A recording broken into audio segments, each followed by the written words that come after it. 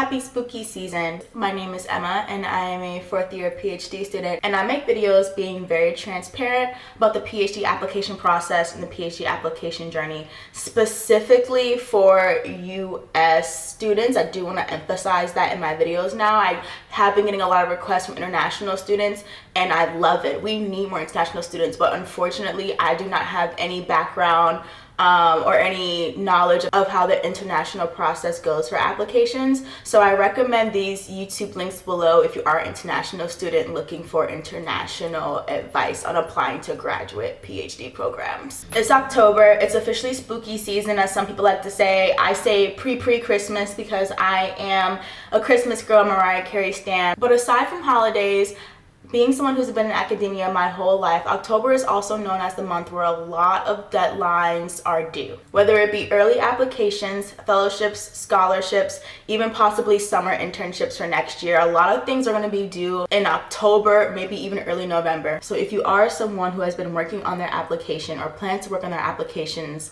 next cycle, I want to tell you 3 things that you need to do before you submit the application this month or next month. I like to call this the ACE method, and I'm copywriting that. I like that. I literally thought of it last night. I'm gonna copyright that. For sure. That's what being a scientist is all about, being innovative. I made my own acronym. The ACE method for prospective PhD students. The word ACE, before I break down my own personal acronym, literally means a person who excels. The ace deck of the cards is known as the most superior card. So each letter in this acronym is going to be something that's going to make you stand out, make you be number one, and hopefully get into your dream university like how I did, because if I can do it, anyone can do it. The A stands for apply for fellowships, apply for scholarships. As I said, October is known for holidays, Halloween, Thanksgiving coming up, even Christmas, people getting their decorations out, but a lot of scholarships, a lot of fellowships have their deadline for October 31st, October 15th, sometime in October. And if you have not thought about applying to scholarships or fellowships, maybe let me tell you something, you need to do it. What are you doing? You think you're gonna sit there and be a TA?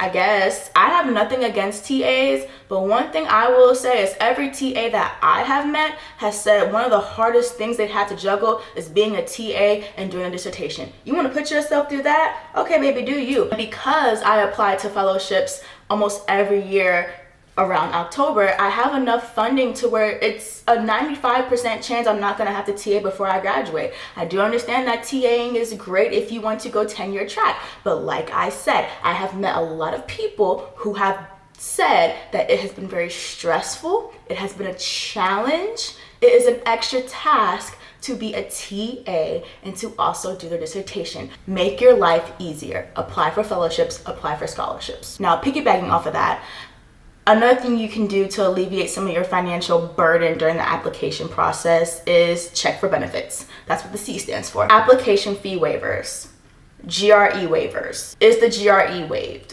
Is there an open house? Check to see if the departments that you're applying to have any type of benefits. The application fee waiver is personally my favorite. You can just send an email or call the graduate specialist of every department and say, hi, I'm submitting my application. I was wondering if there's a fee waiver I can use, if there's any sort of discount. Because even though some people may think, oh, the application fees are not expensive, I'm just applying to one. Why pay $65 when you can pay $35 or when you can pay $0? Closed mouths don't get fed. You might think, oh, I don't see it on the website. My school doesn't have an application fee. I checked the website. Why did you not call the school? Why did you not email them and ask personally? Why did you not ask professor, hey, I'm just wanting to double check. Is there a fee waiver? Can I get my fee waived? You really don't know until you ask. Stop relying on things that are put out publicly on the internet, because academia gatekeeps. They don't want everything on the internet. They don't want people to know that you can get a free graduate application waiver. Ask. Check for benefits. Before you submit your application, ask the departments, is the GRE score mandatory? Is it recommended? Is it now waived? Save yourself the stress, save yourself the money. Now the E, which is probably my personal favorite. I talk about it in every video. It's not what you know, it's who you know. Engage. So in one of my popular videos, how I got into graduate school with a 2.01 GPA, which I really should say was a 1.9 GPA, that my advisor sneakily, God bless his soul, sneakily changed. I don't know how. I mentioned in that video to contact professors and tell them, hey, I'm interested in applying to your program. I'm interested in researching XYZ. You know, you do all that before you start filling out your applications. So let's say you contacted professors, you heard back, maybe you didn't, you still want to apply. You're filling out your application, so you're ready to submit your application this month. Before you submit that application, I strongly suggest that you contact or talk very briefly to the professor one more time. And I want to make it clear that please don't be a stalker. Please do not bombard these professors. They're people just like us. So if you don't hear anything back, sending a follow-up email 2 to 3 weeks later is fine, but do not send a follow-up email 2 days later. I've said it before, I said it again. There is no need for you to put your whole life story in an email.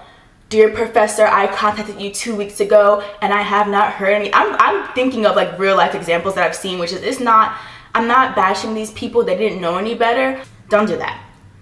Because the engagement aspect doesn't just apply to professors, but it also applies to anyone who's associated or currently in that university. So if you are not able to speak to a professor that you're applying under, that's okay. Whether you did speak to that professor or not before submitting your application, talk to the students as well. That's one thing I did right before I submitted all of my applications. I had a one-to-one Zoom meeting with one current student at each of the programs that I applied to, which was 4.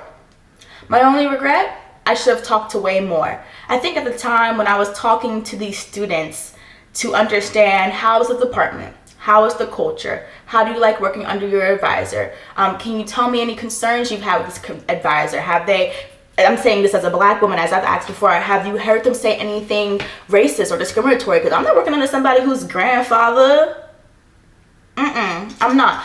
But I wish I would have talked to more students, probably an extra one, maybe even 3 if I could, whether it had been like a group Zoom call or just one-on-ones. I wish I would talk to more students in each department.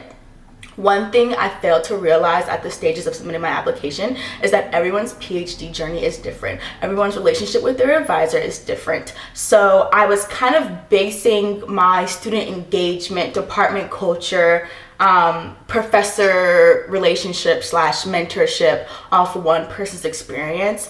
And I never really heard anything bad about any professors. I've heard things that I knew would not mesh well with my personality. The good and the bad are subjective. So I wish I would have talked and engaged with more students. I wish I would have talked to both a male and a female, and that male or female could have been white. The other male or female could have been a minority. I really wish I would have had a more diverse interview process with the students. And I encourage that for everyone. Even if you are not a minority, I encourage you to really seek out the opinions of a diverse demographic, for lack of better words, about the department and about the professor that you are applying under. And if you are someone who struggles with figuring out how to send these emails, like what should I say, or you don't even know what questions you can ask, well, lucky you, I'm all about sharing resources so no one else has to struggle like I did.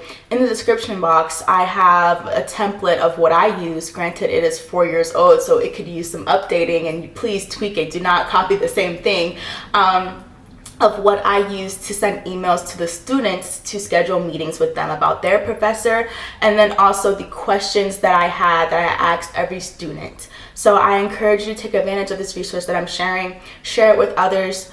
I don't care, just share it, because I want to make this process easier. Take into consideration the fact that myself, as a double minority, whether you are or not, has made it to their dream school in their dream research. I found my way back to my dream research. So don't look at who I am or what I classify as. Look at the fact that I am successful, because I am, even though I don't have my PhD. I consider, taking my advice with a grain of salt. As Kanye West said, I don't take advice from people less successful than me. So if I'm where you want to be at, consider my suggestions. At the end of the day, I hope everyone who is applying to graduate school this cycle, I hope all of your dreams come true. I just want to see everyone succeed. So I hope you guys found this video helpful, and I'll see you next time.